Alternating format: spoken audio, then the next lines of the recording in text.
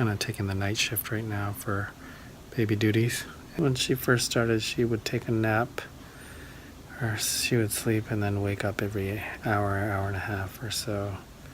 Oh man, so tired. Got stuff to do. And tomorrow I'll probably be tired during the day. Hey, what is up? Today is Thursday, October 26th. It's about 1 o'clock. A little late start to the day. I'm supposed to go to PhotoPlus Expo.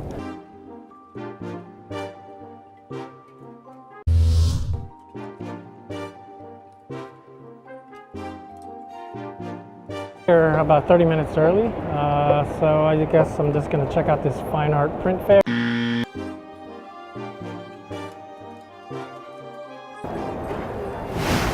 TV4, the content creators guide. So apparently I'm a little too early, so I'm going to chill out for a bit.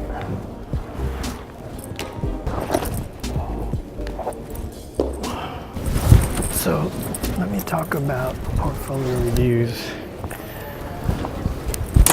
Right now, I decided to take a day for seminars and just kind of get inspired. But tomorrow and Friday, I signed up for portfolio reviews. Last time I did one here was maybe 2013. The thing about portfolio reviews is when you first do it, you're very protective about your work. You're very married to your work.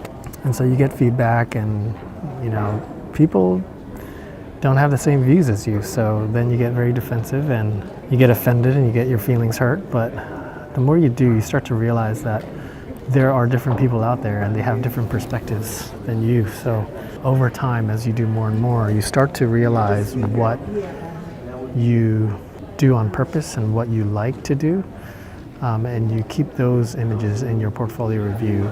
So you kind of adjust here and there as you go along.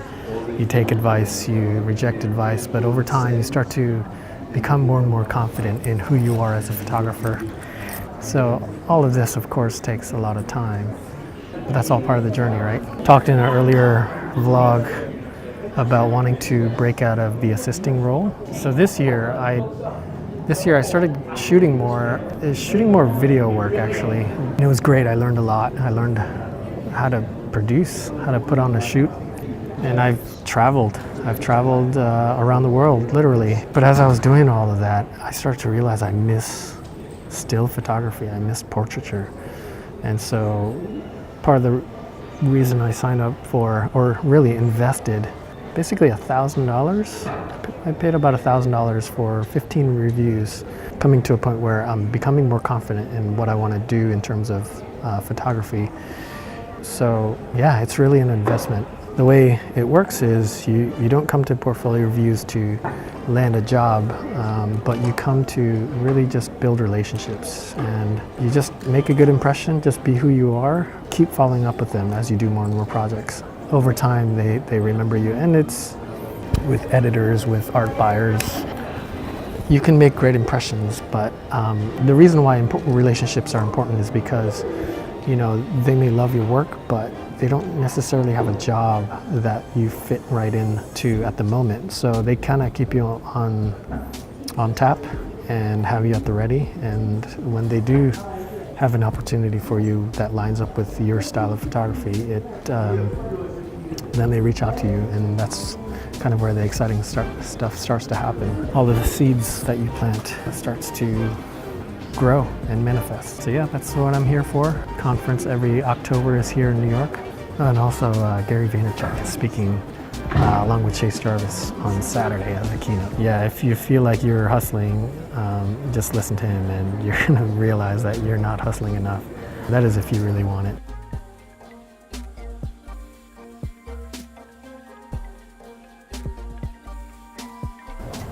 Content Creator's Guide to Working with Top Brands and Destinations. It was just the ability to make a living with the camera. That was the whole goal. When we were starting out, there was a huge time and money investment in building the brand that we wanted to put out. Yes, sir. So what's some of the language that you guys used when you were kind of starting out and you were kind of smaller to approach companies, and how has that changed as you got bigger? Yeah, so I mean, like, it comes down to, sure, like, an elevator pitch, right? But it's like building essentially a story to write. I think it's about finding the most direct way that you can give them unique value. It's fine crafting, you know, whatever pieces of credibility and passion that you have that directly benefits them. That was a really good seminar. The funny thing is, there was like nobody in here. Pretty empty. But I feel like over time, that's gonna change. So the content class was pretty good. What did I get out of it?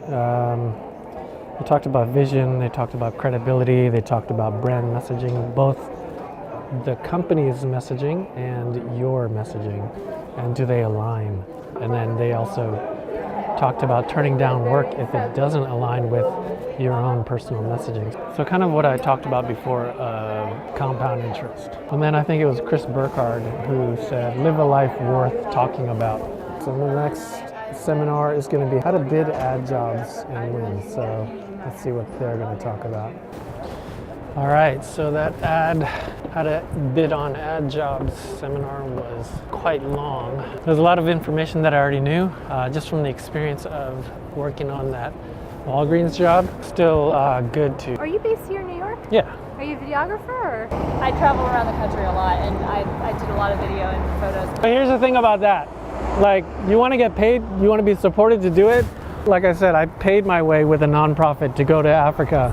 Bought the flight and everything.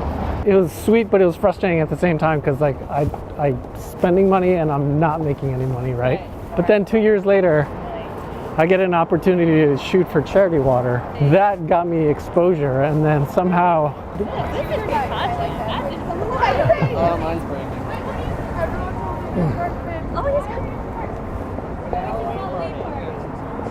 What is up with this?